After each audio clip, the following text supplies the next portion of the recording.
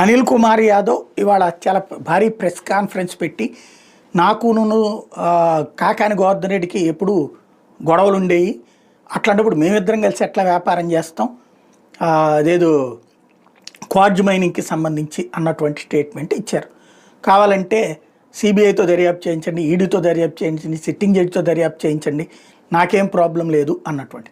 ఇక్కడ పాయింట్ అలా ఒకటే, నువ్వు చేసావా చెయ్యలేదా అన్నది కాదు.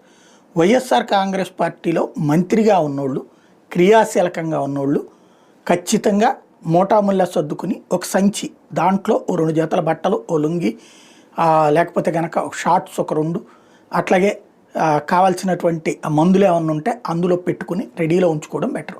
ఎప్పుడు పిలిస్తే అప్పుడు పోలీసులు ఏ రోజునైనా ఏ అర్ధరాత్రి అయినా వస్తారు, అరెస్ట్ చేస్తారు, కేసు పెడతారు, తీసుకువెళ్తారు.